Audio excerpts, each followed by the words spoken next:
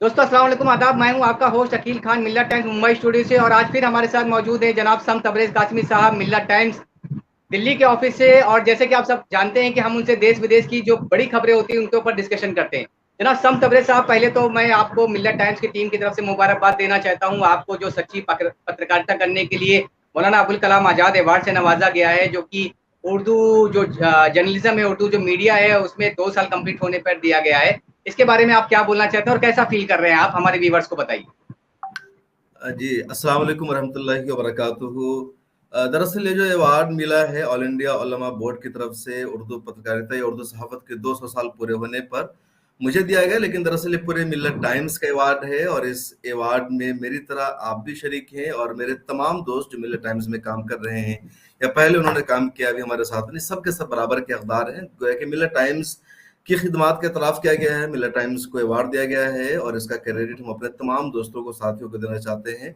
बल्कि हमारे तमाम व्यूअर्स, नाज़रीन, क़ारीन का भी अवार्ड है जो हिंदुस्तान में या दुनिया भर में जहाँ कहीं से भी हमें देखते हैं, हमारी खबरों को पढ़ते हैं, क्योंकि उनके एतमाद ने ही मिल्लत टाइम्स को ये मकाम दिया है कि हमारी खिदमत का यानी मिल्लत टाइम्स का एतराफ़ किया जा रहा है। सिर्फ उलमा बोर्ड के जरिए नहीं बल्कि हाल ही में आउटलुक मैगजीन ने अपना बाज़ाब्ता एक स्पेशल इशू शाये किया, जिसमें मिल्लत टाइम्स के बारे में कहा गया कि मिल्लत टाइम्स मुसलमानों की एक मजबूत आवाज़ है जो हक़ीक़त पर मबनी खबरों को दिखाता है। उससे पहले दवार द कोयना जो बड़े बड़े मीडिया हाउसेज है उन्होंने मिल्लत टाइम्स पर स्टोरीज की है। प्रेस क्लब की तरफ से भी अवार्ड दिया गया। तो दरअसल ये पूरी मिल्लत टाइम्स की टीम की खिदमत का एतराफ़ है और इस अवार्ड के हकदार हम सब हैं, सिर्फ मैं नहीं बल्कि हम हैं। जी सम तबरेज़ साहब, अब हम अपने प्रोग्राम की तरफ आ जाते हैं कि जैसे कि आपने आज एक स्टोरी की है all India Muslim personal board की लखनऊ में जो इजलास हुआ है उसके बारे में आपने हमारे व्यूवर्स को बताया। सम तबरेज़ साहब, सबसे पहला सवाल मेरा ये है कि जिस तरीके के हालात पूरे देश में अभी बन रहे हैं, जैसे कि व्यूवर्स को भी पता है कि गुजरात में वहाँ के जो स्टूडेंट्स हैं उनको कंपलसरी कर दिया गया है भगवत गीता, वो अपने सिलेबस में पढ़ेंगे। इसके अलावा कर्नाटक में भी इसी तरीके की कोशिशें जारी हैं, और अमूमन ये देखा जाएगा कि जितने भी बीजेपी शासित जो प्रदेश है वहाँ पर रामायण, महाभारत और गीता को वहाँ के सिलेबस में पढ़ाया जाएगा, मुस्लिम बच्चे भी अनिवार्य हो जाएगा उनके लिए पढ़ना। दूसरी तरफ हम ये भी देख रहे हैं कि उत्तराखंड में अभी जो बीजेपी की गवर्नमेंट आई है वो यूनिफॉर्म सिविल कोड लाने जा रही है, और हो सकता है कि ये पहला स्टेट होगा और उसके बाद बीजेपी के जितने दूसरे स्टेट है वहां पर भी यूनिफॉर्म सिविल कोड लग जाएगा। ऐसे हालात में आपको क्या लगता है कि मुसलमानों की जो सबसे बड़ी तंजीम है all India Muslim personal law board, क्या वो अभी इस हालत में है कि देश के बदलते हुए हालात में इन हालात का सामना कर सके? आपको क्या लगता है? देखिए, आपने बड़ा टफ क्वेश्चन किया है, इसका जवाब क्या होगा तो जो हमारे बड़े बड़े इंटेलेक्चुअल है वही बताएंगे। लेकिन दरअसल all India Muslim personal law board ने अपनी पॉलिसी को, अपने एजेंडा को बहुत महदूद रखा हुआ है। उसका नाम ही है मुस्लिम पर्सनल लॉ बोर्ड की, जो सिर्फ मुस्लिम पर्सनल लॉ से मसाइल होंगे उस पर यह तंजीम बोलती है, बकिया मामलों पर यह तंजीम खामोश रहती है। कई मरतबा बहुत ज्यादा आवाज उठती है, दबाव बनता है इनके मेंबर्स की जानिब से भी कि all India Muslim personal law board को मौजूदा सिनेरियो में सियासी समाजी मसाइल पर भी बात करनी चाहिए। और इसलिए लोगों की मांग होती है क्योंकि इस वक्त हिंदुस्तान में बोर्ड ही ऐसा इदारा है जिसको दुनिया भर में मुसलमानों का एक नुमाइंदा इदारा समझा जाता है, एक प्रेशर ग्रुप माना जाता है। इसकी आवाज को दुनिया भर में अहमियत के साथ जगह दी जाती है। लेकिन all India Muslim personal law board अपने दायरे को आगे नहीं बढ़ाना चाहता है। वो चाहता है कि सिर्फ तलाक, खुला जैसे मसाइल तक महदूद रहे। अब हाल ही में जैसे हिजाब का मसला आया है तो इस पर मुस्लिम पर्सनल लॉ बोर्ड ने कोर्ट जाने का फैसला किया है। मुस्लिम पर्सनल लॉ बोर्ड ने कहा कि ये मुस्लिम पर्सनल लॉ के दायरे में आता है क्योंकि शरीयत का मसला है, हिजाब एक शायर इस्लाम का हिस्सा है। इससे पहले बाबरी मस्जिद का कज़िया भी मुस्लिम पर्सनल लॉ बोर्ड ने अडॉप्ट किया। बाद में कहा गया कि ये कोई और तंजीम इस मामले को नहीं देख रही, जिससे बाहर से अडॉप्ट किया गया, ये एजेंडे का हिस्सा नहीं था। मौजूदा सिनेरियो का मुकाबला करने में all India Muslim personal law board नाकाम है। मुस्लिम पर्सनल लॉ बोर्ड की जो लीडरशिप है वो कोई फैसला नहीं कर पा रही है। एजिटेशन से मुस्लिम पर्सनल लॉ बोर्ड खुद को दूर रखती है, सड़कों पर उतरने से गुरेज किया जाता है। आप देखिए हालिया मामला जो हिजाब का है, कर्नाटका से शुरू हुआ था और उस मुस्लिम बच्ची का जिसके साथ मामला पेश आया था उसका पिछले दिनों हमने इंटरव्यू किया था तफसील से, 40 मिनट का इंटरव्यू है। और मैं अपील करूंगा कि all India Muslim personal law board के लीडर्स को, कायदीन को इंटरव्यू देखना चाहिए। तब उन्हें समझ में आएगा कि कज़िया क्या है, मामला क्या है। बहरहाल पूरे कज़िया को समझे बगैर उन लोगों ने, या उन बच्चों से बात किए बगैर उन लोगों ने उन्हें समझा कि जो सिर्फ मीडिया में चीजें आ रही थी वही है, और बोर्ड की मजलिस आमला में फैसला किया गया, हम सुप्रीम कोर्ट जाएंगे। बल्कि 2 खातून मेंबर की तरफ से वो पिटीशन भी दायर की जा चुकी है और बोर्ड उस मामले को लड़ेगा। All India Muslim personal law board ने इससे पहले भी सुप्रीम कोर्ट में कई सारे मामलों की पैरवी की है, और हर मामले में बोर्ड को शिकस्त का, हार का सामना करना पड़ा। एक दो छोटे छोटे मामले हैं जहां मुस्लिम पर्सनल लॉ बोर्ड की बात सुनी भी गई है, लेकिन जो भी बड़े इश्यूज रहे वहां हार का सामना करना पड़ा है। और वजह क्या रही कि बोर्ड ने बाहर से दबाव नहीं बनाया।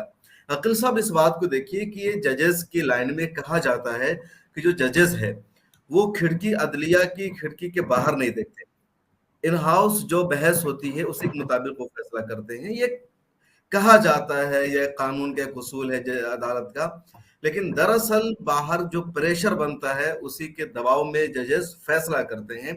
All India Muslim personal law board बाहर कोई प्रेशर क्रिएट नहीं कर पाता है, कोई दबाव नहीं बना पाता, वो सिर्फ कोर्ट में मामले को ले जाता है, जिसकी वजह से जजेस जो है वो सब कुछ इनके दावे को तस्लीम करने के बावजूद भी इनके हक में फैसला नहीं सुना पाते हैं, वही दूसरे लोगों का सुनते। अब देखिए सबरीमाला का मामला आया, सबरीमाला मामले में पहले सुप्रीम कोर्ट ने फैसला दिया जो कि हिंदुओं का जो एक अकीदा है, रिवाज है, उसके खिलाफ कि वहां औरतों को जाने की परमिशन मिलनी चाहिए। लेकिन लोगों ने सड़कों पर एहतजाज किया, पूरी ताकत से प्रोटेस्ट किया। तब 7 जजेस की बेंच ने उस फैसले को पलट दिया और कहा कि जो रीति रिवाज है उसी के मुताबिक होगा, औरतों को जाने की परमिशन वहां नहीं मिलेगी। बाबरी मस्जिद का फैसला आया, मुसलमानों ने खामोशी इख्तियार की, पहले ही कह रखा था जो कोर्ट का फैसला आएगा उसके खिलाफ हम नहीं जाएंगे, और कई सारे मामलों में। तो एक तरफ लड़ाई कोर्ट में लड़ने की जरूरत है, दूसरी तरफ मुस्लिम पर्सनल लॉ बोर्ड को या मुस्लिम तंजीमों को सड़कों पर उतरकर लड़ाई लड़ने की जरूरत है, पुरअमन तरीके से एहतजाज करने की जरूरत है, दिखाने की जरूरत है कि जो अवाम इसके खिलाफ है। होता क्या है कि जब आप कोर्ट में बहस कर रहे हैं लेकिन सड़कों पर आपकी ताकत नहीं दिखती है, आप एहतजाज नहीं करते हैं, मीडिया में आपकी नुमाइंदगी नहीं होती है, तो जजेस को लगता है कि एक तंजीम है जो सिर्फ अपनी बात कर रही है, आम मुसलमानों का इसमें इंटरेस्ट नहीं है, पब्लिक इस मामले में इंटरेस्ट नहीं है, तो इस वजह से भी इस तरह के बहस की अहमियत कोर्ट में नहीं होती है। तो all India Muslim personal board वाकई अगर चाहता है कि उसकी लीडरशिप है, क़यादत वो मनवाना चाहते हैं हिंदुस्तान में, तो उसे अपनी पॉलिसी को तब्दील करनी पड़ेगी, अपने रवैये को तब्दील करना पड़ेगा, कई सारे ग्रुप्स को शामिल करना पड़ेगा और प्रोटेस्ट करना पड़ेगा। यानी क्या होता है ना कि जब आप लड़ाई लड़ते हैं, जंग लड़ते हैं, जंग का मतलब ये कि कानूनी लड़ाई आप लड़ रहे हैं, तो आपको कई महाज पर एक साथ काम करना पड़ेगा। सिर्फ एक महाज पर काम करके, एक महाज पर टिक करके आप अपने मकसद में कामयाब नहीं हो सकते हैं। जी समझे साहब, मेरा सवाल ये है कि जब अभी इससे पहले भी हमने देखा कि इससे पहले भी मुस्लिम पर्सनल लॉ बोर्ड ट्रिपल तलाक वाले मुद्दे पर भी जो है वो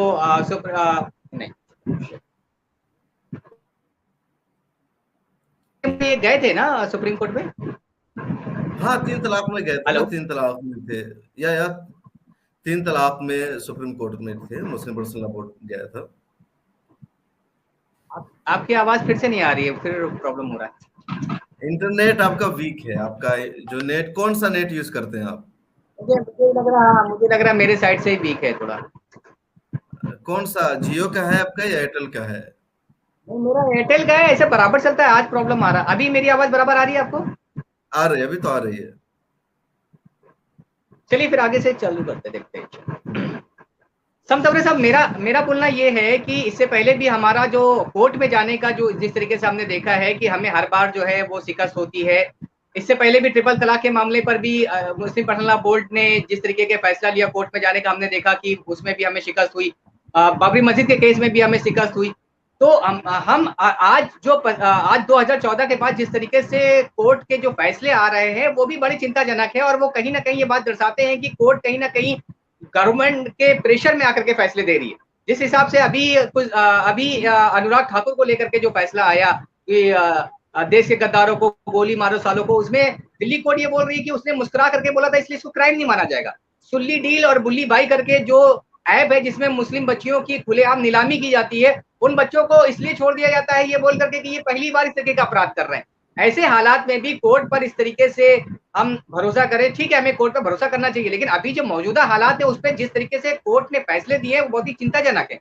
ऐसे हालात में भी क्या मुस्लिम पर्सनल लॉ बोर्ड को कोर्ट में जाना चाहिए और उसी प्रिपरेशन के साथ जाना चाहिए जिस तरीके से पहले गई थी, या उसमें चेंजेस करना चाहिए? क्योंकि अपने स्टोरी में भी आपने बताया है कि काफी लोगों की ये डिमांड आ रही है कि महमूद प्राचा जैसे जो लॉयर हैं, या फिर मुस्तफा फैजान साहब, इस तरीके के लॉयर्स को हायर किया जाए, क्योंकि आज के हालात के हिसाब से बहुत बेहतर तरीके से हमारे मुद्दे को कोर्ट के सामने रख सकते हो। और महमूद प्राचा एक ऐसे लॉयर है जो कि जमीन से जुड़े हुए हैं, आंदोलन से जुड़े हुए हैं, उनको पता है किस तरीके से कोर्ट पे प्रेशर बनाना है। आपको क्या लगता है?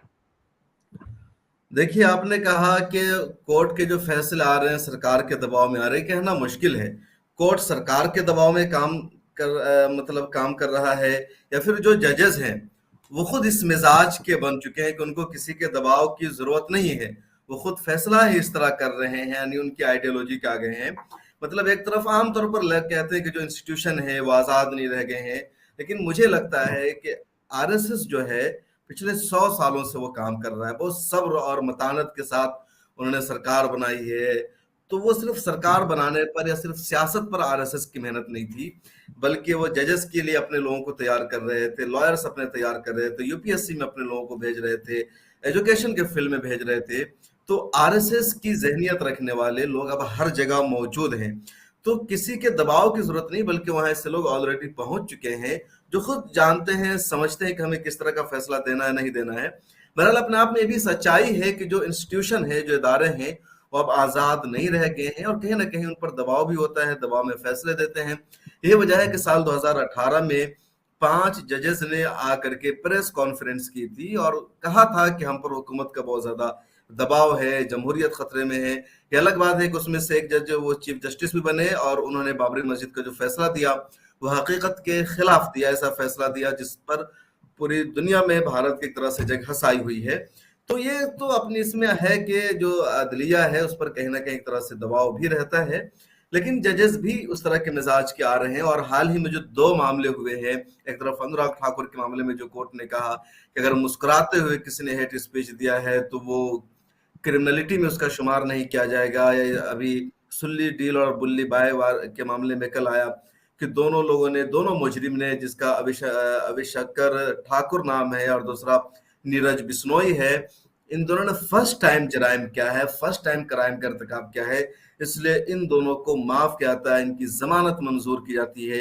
अगर इसने रिपीट किया क्राइम का तो देखा जाएगा। तो मुझे लगता है कि बड़ा अफसोसनाक है, एक तरीके से लोगों को जराइम और क्राइम करने पर उभारा गया है समाज को कि तुम्हें जो दिल में आता है कर लो, फर्स्ट टाइम तुम क्राइम करोगे तुम्हें माफी मिल जाएगी, सेकंड टाइम क्राइम करोगे तो देखा जाएगा crime is crime, first time हो या लास्ट टाइम हो। और जब पहली मर्तबा सजा नहीं मिलती है तो उसकी जो हिम्मत है और बढ़ जाती है। इसलिए क्राइम पर सजा मुरतब की गई है कि ताकि उसके अंदर डर और खौफ पैदा हो, आइंदा वो जराइम का इर्तिकाब न करे। लेकिन अगर जराइम करने वालों को ये ढील दी जाएगी तो मुझे लगता है कि समाज में जराइम और क्राइम का सिलसिला और बढ़ जाएगा। ये जो पुलिस है, जो कानून है, जो अदालत है, इसलिए है कि समाज को जराइम और क्राइम से पाक रखना है, साफ रखना है। अगर कोई गलत करता है तो उसको सजा दी जाए। अब अगर जराइम करने वालों को सजा नहीं दी जाएगी तो यकीनी तौर पर जंगल राज होगा, मुल्क में अनारकी फैलेगी और समाज से अमन सुकून खत्म हो जाएगा।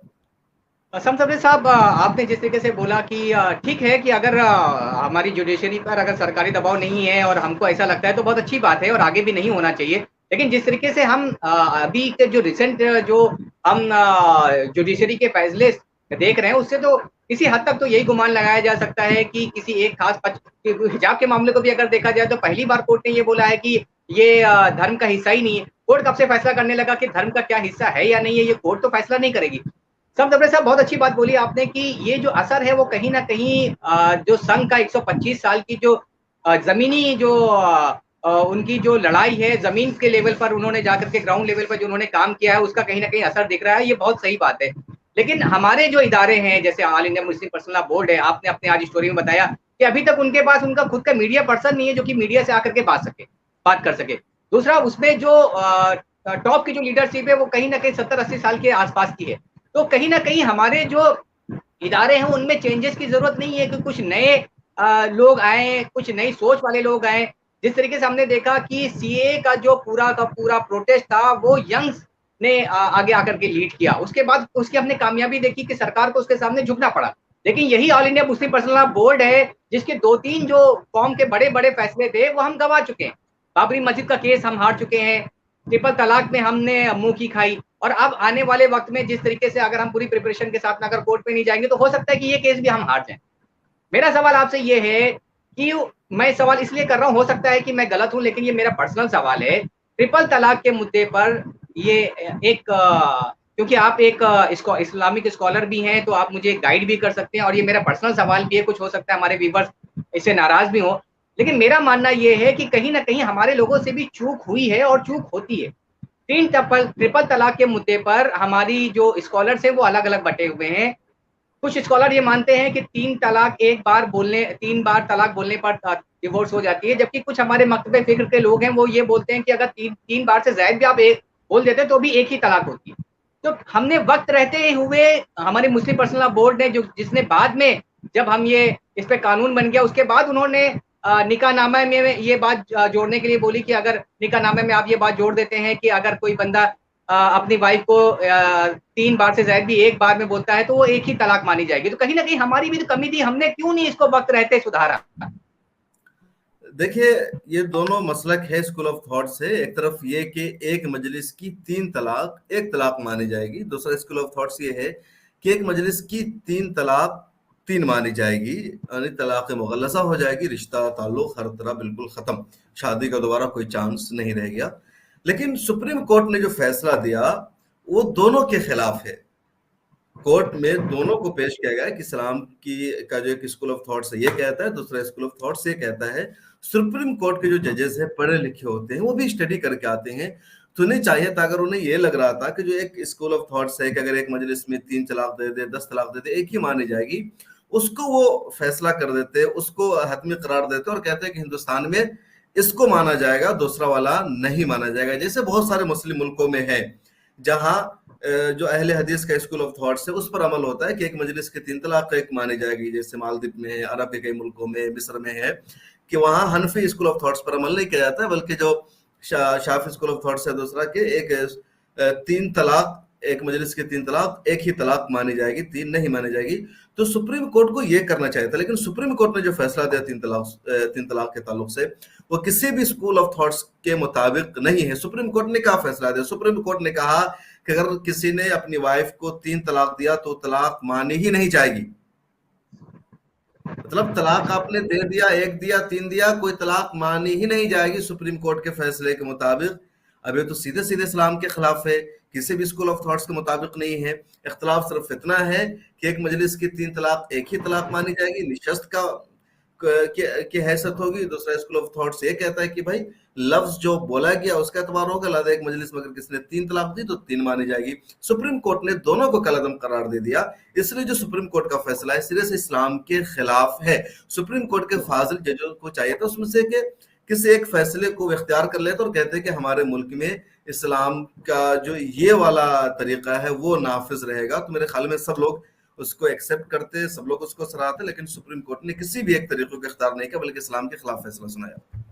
सब लेकिन सुप्रीम कोर्ट में जाने का जो मौका दिया वो हमने दिया, हमारे स्कॉलर्स ने दिया। ये जो हमारा मसला था वो हमारा था और हमको इसको खुद ही सॉल्व कर लेना चाहिए था। लेकिन हम ये देखते चले आ रहे हैं कि काफी वक्त से ये मामला पेंडिंग चल रहा था, अवाम के बीच में ये बातें होती थी, कई मुस्लिम बहनों की जिंदगी इसी वजह से बर्बाद हुई थी कि जो हमारे मर्द हजरात हैं वो एक ही बार में तलाक बोल देते हैं और उसके बाद में वो कई सारे उलमाओं के पास जाते हैं और फिर बोलते हैं कि अब किस तरीके से निकाह होगा।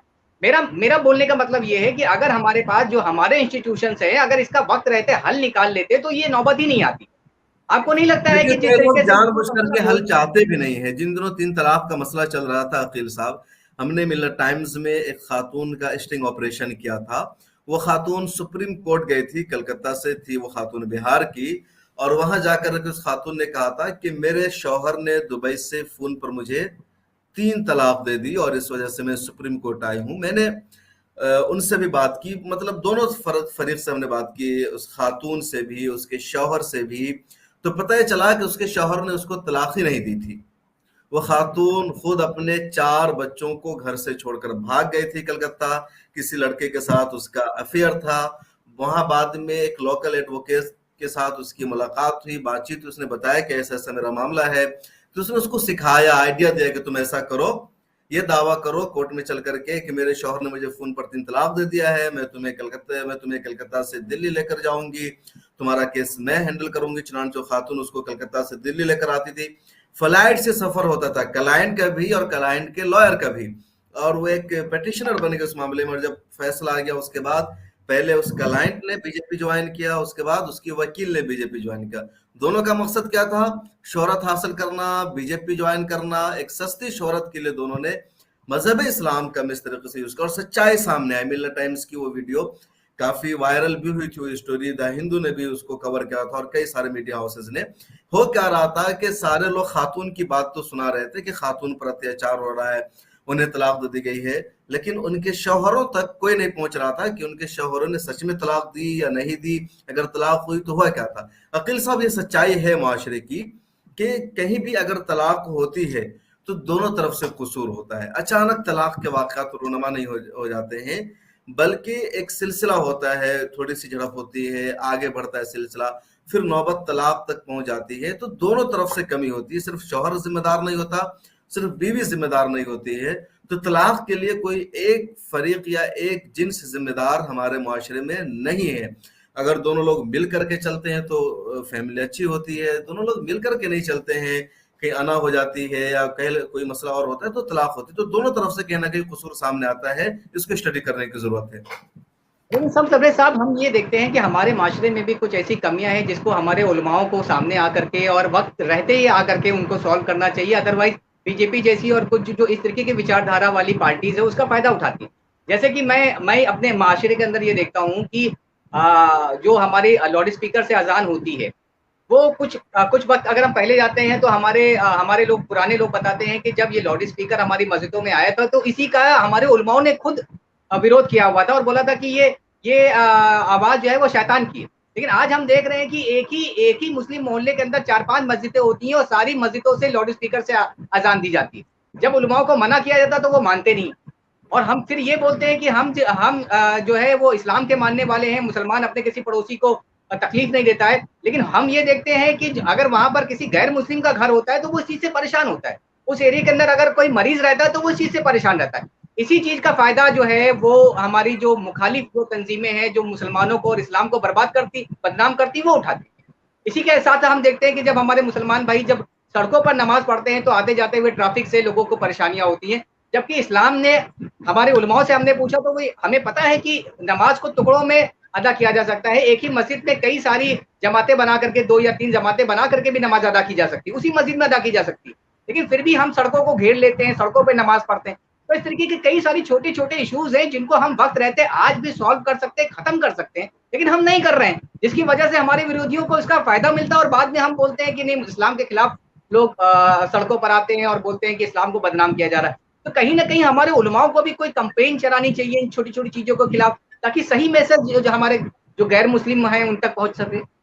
देखिए अकील साहब, आप कहां तक अपने आप को महदूद करेंगे, किन किन चीजों को आप सही कर लेंगे तो उनको मौका नहीं मिलेगा। मसला वो नहीं, हिंदुस्तान एक जमहूरी मुल्क है, सेकुलर मुल्क है। इसकी यही खास पहचान है कि यहाँ सब धर्म के लोग अपने मजहब पर मुकम्मल आज़ादी के साथ अमल करते हुए रहते हैं। अगर मस्जिद से अजान की आवाज़ एक हिंदू को सुनाई देती है तो मंदिर से जो घंटा बजता है उसकी आवाज़ एक मुसलमान को भी सुनाई देती है। क्या कभी किसी मुसलमान ने इतराज़ किया कि मंदिर से घंटा बजने की आवाज़ जो आ रही है उससे हमें प्रॉब्लम होती है? क्या सड़कों को जाम करके होली हिंदू खेलते हैं, क्या कभी मुसलमान ने कहा कि मुझे इससे इतराज होता है? सड़कों को जाम करके पूजा पाठ किया जाता है, क्या कभी मुसलमान ने इतराज किया कि हमें इससे प्रॉब्लम है? जिस तरीके से उनसे हमको प्रॉब्लम नहीं है उसी तरीके से हमसे भी उनको प्रॉब्लम नहीं होनी चाहिए। मस्जिद है, मस्जिद में माइक लगे हुए हैं और दिन भर में 24 घंटे में सिर्फ 5 वक्त अजान होती है। तो मुझे नहीं लगता कि किसी को प्रॉब्लम होनी चाहिए, बल्कि नमाज से तो लोग अपने अजान से अपने औकात का अंदाजा लगाते हैं, कामकाज को तय करते हैं, बाहर निकलते हैं, छुट्टियां करते हैं। तो यही हिंदुस्तान की खूबसूरती है और इसको महदूद नहीं किया जा सकता है, क्योंकि अजान शायर इस्लाम का हिस्सा है। अजान शायर इस्लाम का हिस्सा है और इसे रहना चाहिए। माइक का इस्तेमाल भी होना चाहिए, क्योंकि माइक से जब अजान होगी तो पता चलता है कि यहाँ मस्जिद है, यहाँ जा करके नमाज पढ़ सकते हैं। मस्जिद में एक मुसलमान के लिए नमाज पढ़ना जरूरी है, मजबूरी के दर्जे में कहा गया है घर में नमाज पढ़ो, मस्जिद बनाना इसलिए जरूरी करार दिया गया है। तो जब अजान होगी तब तो पता चलेगा यहाँ मस्जिद है, जब अजान ही नहीं होगी, आवाज नहीं आएगी, तो मस्जिद का कैसे पता चलेगा। पहले जमाने में जब माइक नहीं था तो पोल्यूशन नहीं था, आबादी कम थी, तो बगैर माइक के भी अजान होती थी तो आवाज मोहल्ले में पहुंच जाती थी। आज के दौर में इतना पोल्यूशन है, इतनी घनी आबादी है कि बगैर लाउड स्पीकर के और बगैर माइक की आवाज पहुंच ही नहीं सकती है। एक छोटा सा कॉन्फ्रेंस हॉल होता है, छोटा सा कॉन्फ्रेंस रूम होता है, 15-20 लोग बैठे होते हैं, वहां भी हर एक के सामने हर एक के टेबल पर माइक रखा होता है, सब माइक में बोलते हैं, नहीं 10 मीटर दूर भी आवाज नहीं पहुंच पाती है। तो यहाँ 500 मीटर के मोहल्ले में आवाज पहुंचाना है तो माइक और लाउड स्पीकर तो जरूरी है। उसके बगैर तो मुझे लगता है अकील साहब आप जो कह रहे हैं कि समझाना चाहिए, मसले का हल नहीं है। अजान होनी चाहिए जिस तरीके से होती रही है, वो भी मंदिरों में माइक लगाए, गिरजा घरों में वो माइक लगाए, सब लोग अपने अपने मजहब पर अमल कर रहे हैं। जब हमें उनसे प्रॉब्लम नहीं है तो हमसे उनको प्रॉब्लम क्यों। एक और बात आपने कही कि सड़कों को नमाज, देखिए हर जगह सड़क पर मुसलमान नमाज नहीं पढ़ते हैं, जहां मजबूरी है, मोहल्ला है, मुसलमानों की आबादी कम है, तो वहां पर पूरे जुमा हफ्ते में सिर्फ 5 मिनट के लिए वो सड़क का इस्तेमाल करते हैं। क्या 5 मिनट के लिए रुक नहीं सकते हैं? वो भी तो पूजा करते हैं सड़क पर आकर के, क्या हमने कभी उनसे मना किया? पूरा का पूरा रूट चेंज किया जाता है, एक एक महीना उत्तर प्रदेश की, उत्तराखंड की कांवड़ यात्रियों के लिए सड़कें बंद रहती है। क्या कभी किसी मुसलमान ने एतराज किया?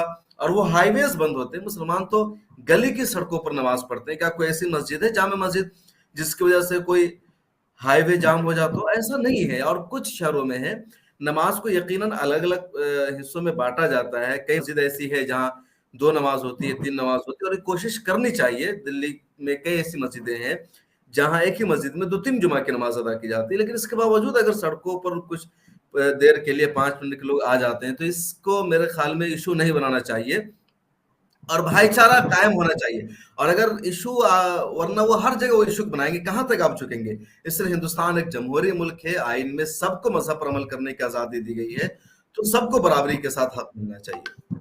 समझा साहब, मैं झुकने की बात नहीं कर रहा हूँ, क्योंकि हम अगर दूसरे मजहब के साथ में उसको कंपेयर कर रहे हैं कि दूसरे मजहब के लोग भी उनको भी इतना बड़ा दिल रखना चाहिए,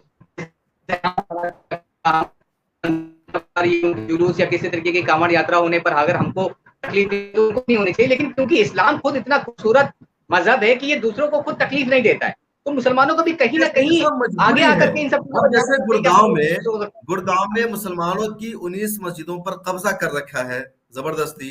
अब गुड़गांव में मुसलमानों के पास मस्जिद नहीं है, नई मस्जिद बनाने के लिए मुसलमानों को वहां जगह नहीं दी जा रही है, नमाज फर्ज है और जुमा की नमाज के लिए जमात शर्त है, तब मुसलमान नमाज कहाँ पढ़ेंगे।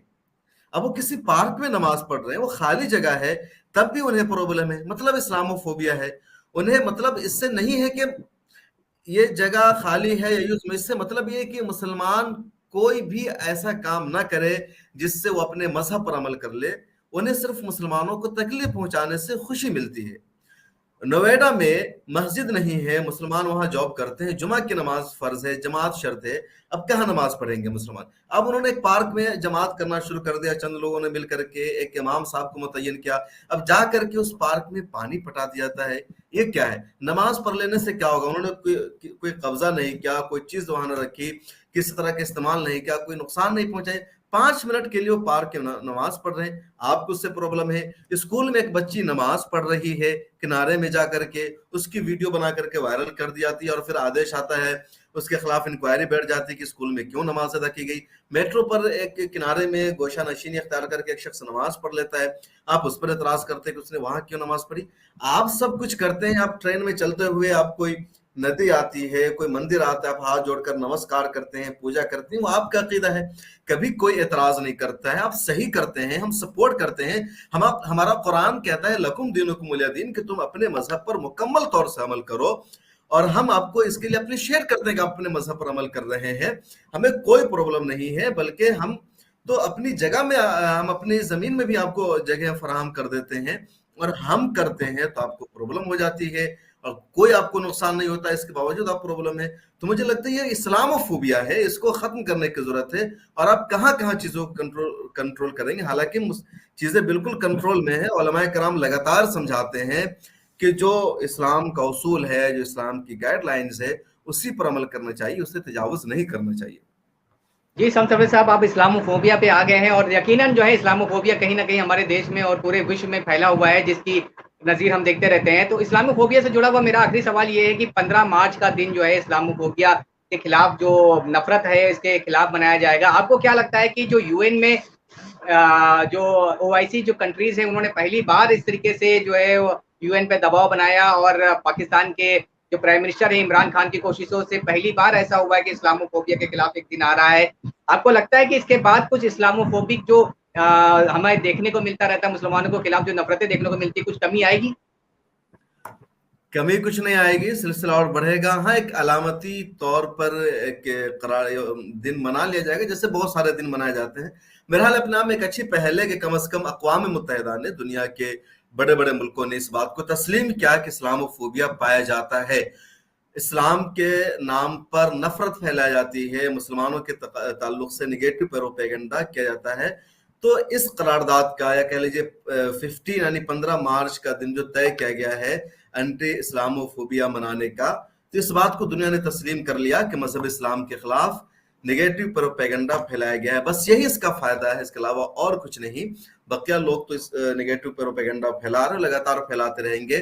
سب سے پہلے یورپ میں پھیلایا گیا، امریکہ سب سے زیادہ پھیلاتا ہے، کیونکہ یورپ کی اور اسلام کی، یعنی کہہ لیجیے عیسائی اور اسلام کی جو لڑائی ہے بہت طویل ہے، بہت پرانی ہے، اور آگے بھی سلسلہ جاری رہے گا. یہودیت بھی اس میں شامل ہے.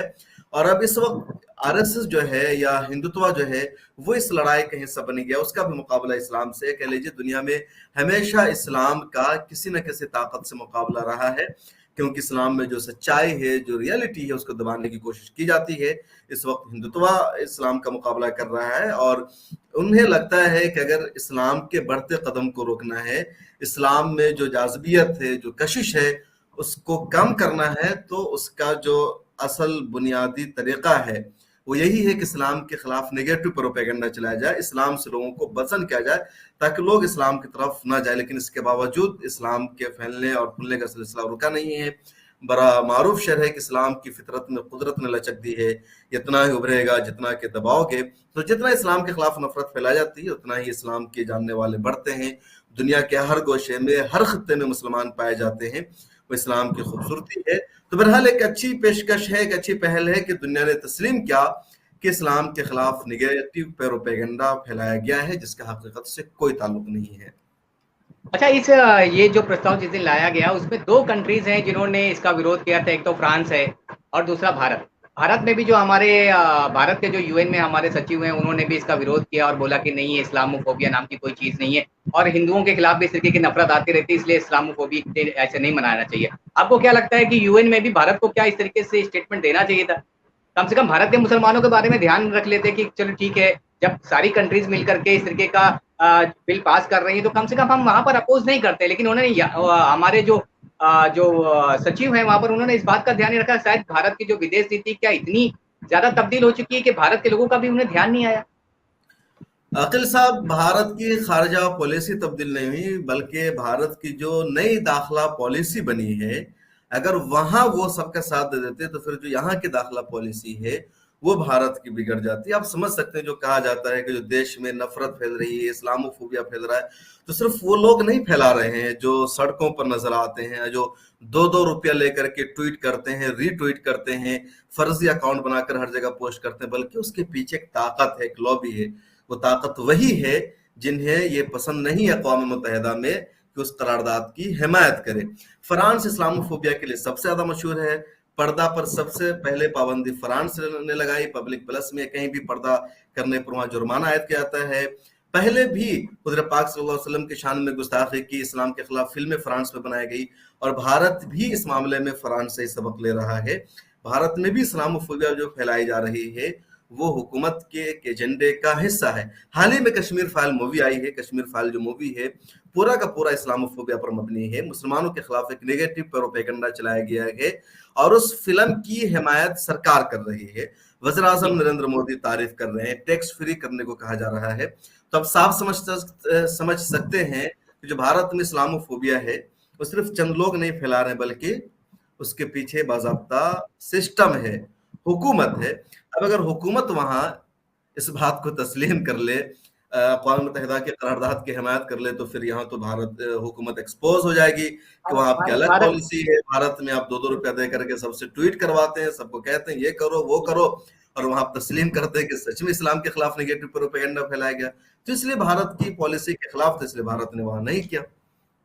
भारत में जो यहाँ पे अंधभक्त बैठे हुए उन्हें बहुत बड़ा झटका लग जाता कि हम यहाँ पर इस्लामोफोबिया फैला रहे हैं और भारत यूएन में इस्लामोफोबिया डे मनाना है जाए, इसके लिए अपना समर्थन दे रहा है। और जहाँ तक बात है कश्मीर फाइल्स की, तो शम्स तबरेज़ साहब, बचपन में हम इस तरीके की फिल्में बनते थे, देखते थे, जिसमें हिंदू मुस्लिम एकता को बढ़ावा दिया जाता था, उसको गवर्नमेंट प्रमोट करती थी, उसको टैक्स फ्री करती थी। लेकिन आज की जो हमारी हुकूमत है वो इस तरीके की फिल्म को प्रमोट कर रही है जिसमें हिंदू मुस्लिम एकता को उस तरीके से बिखेरा जा रहा है, नफरत को फैलाया जा रहा है, उसको टैक्स फ्री किया जा रहा है। तो ये बहुत बड़े चेंजेस जो है वो हमें देखने पे आ रहा है। शम्स तबरेज़ साहब, बहुत बहुत शुक्रिया अपना कीमती वक्त देने के लिए और इन सब मुद्दों पर बात करने के लिए। व्यूअर्स, आपको हमारा प्रोग्राम कैसे लगा इसके बारे में हमें कमेंट बॉक्स में बताइए। किसी अन्य मुद्दे के साथ हम आपसे फिर से मिलेंगे, शम्स तबरेज़ कासमी साहब के साथ, किसी अन्य गेस्ट के साथ में, और हम उनसे डिस्कस करेंगे देश और विदेश में चल रही बड़ी बड़ी घटनाओं के बारे में। तब तक के लिए हमें इजाजत दीजिए। बहुत बहुत शुक्रिया। हमारी वीडियोस देखने के लिए बेहद शुक्रिया। मिल्लत टाइम्स की खबरें पढ़ने, सुनने और देखने के लिए गूगल प्ले स्टोर से ऐप डाउनलोड करें। यहां आप उंगली की क्लिक में पढ़ सकते हैं 4 जबानों में न्यूज़, उर्दू, हिंदी, अंग्रेजी, बांग्ला। आप ऐप पर मिल्लत टाइम्स की वीडियोस भी देख सकते हैं।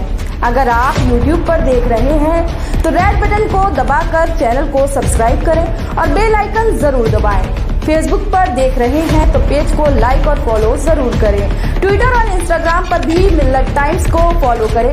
मिल्लत टाइम्स की स्टोरीज हासिल करने के लिए टेलीग्राम और व्हाट्सएप पर बराह रास्त हमारे साथ जुड़ सकते हैं। हमारे काम से आप मुतमईन हैं तो इसे जारी रखने और मजबूत बनाने के लिए हमें सपोर्ट करें। स्क्रीन पर दिख रहे और डिस्क्रिप्शन में दिए गए अकाउंट नंबर पर मिल्लत टाइम्स को अपनी रकम